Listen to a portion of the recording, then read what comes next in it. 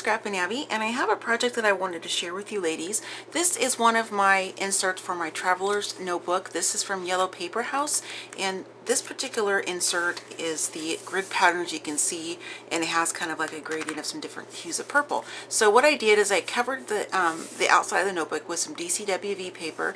I just used some of my Dusty Concord ink to ink the edges, and then I have this trim that you can see just peeking out the edges on the back and the front. And this is from Crafty Come Lately in the swap that she and I did for a junk journal swap, and this is this gorgeous trim right here. I love it, and I wanted to incorporate that into this project.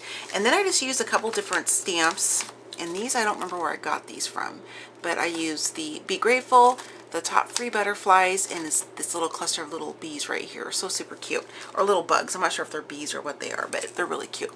And what I did is I used a combination of these different colors of markers. This one's Mustard Seed and Dusty Concord.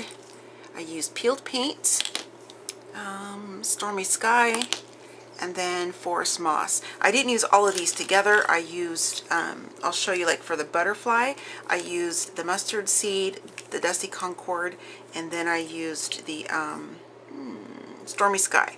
So these are the 3 I used for the butterfly, and then for the green part of little vines you see there, I used the combination of the Forest Moss and the Peeled Paint. But then on these little bugs right here, and I'll show you up close in a moment, I used which one was it? I think it was Peeled Paint, and then these 3 here. I used Stormy Sky, Peeled Paint, and then Dusty Concord.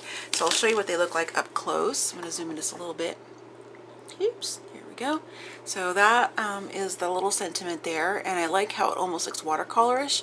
And so when you use your distress markers like that, you can really concentrate on a certain area to kind of make them a little more faded, like you see on parts of the G. This butterfly, I'm just in love with how these look, and they turn out different every time because you just color you know, whatever parts of the butterfly with your specific colors or markers that you chose. Then here's a smaller one there.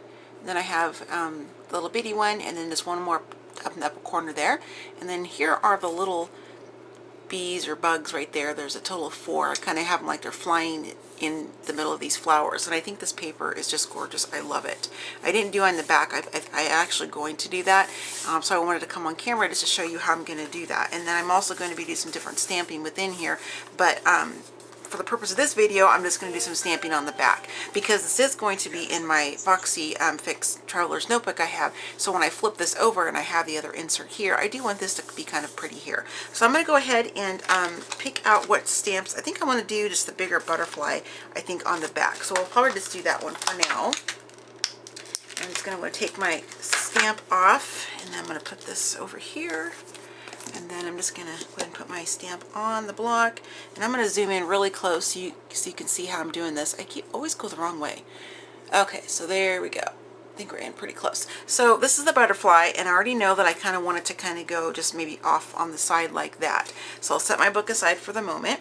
And then the colors I'm going to choose to use on the butterfly, I'm going to, of course, use the Dusty Concord, and then I'm going to use, again, the Mustard Seed, and then the Stormy Sky. Just kind of the 3 I used the first place. So what I do, and I've done this so many different times on so many different projects, but you just take your marker, and it doesn't look like anything's on there, but I promise you it is. Oops, sorry, I wasn't in frame there. And I'm just going to go around here, and I'm putting purple all over every raised area of the stamp because obviously that's my favorite color, and I really want the purple to show through as kind of the base color.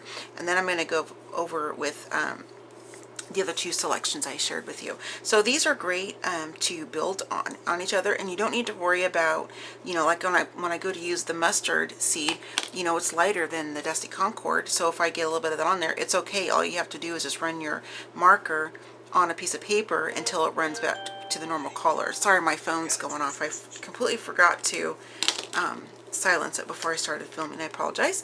Now I'm going to take some of the Mustard Seed, and I'm just going to go in here and just, and no rhyme or reason, I'm just going to kind of pick some different areas that I think I want it to show up. So, and they don't have to be matchy-matchy. You can if you want. I'm not going to do that. And just kind of blotting it around like that a little bit, just kind of for fun. And then we're going to add some of the Stormy Sky. And just kind of go around the edges like this. I kind of like to do the border with the darkest color that I pick, and the Stormy Sky is probably the darkest shade. even darker than the Dusty Concord. No real reason why. You can either pat it or you can run it on there, whichever you want to do. And it just kind of, I just like the way it looks, and it really melds in perfectly with that Dusty Concord, and it's so pretty. I'm just going to kind of blot a little bit here, kind of on the wings a little bit here too. And then we're going to go ahead and bring our book over, and I'm going to lay this flat just so I have a nice flat surface here to work on. And you of course could work on the cover before you put it on the book, which is what I did for the front, but you know, either way will work just fine. Make sure I'm straight, and then I'm just going to go ahead and put this, try to make sure I'm on camera here. Just going to go ahead and put this right there, and then just give it a press down.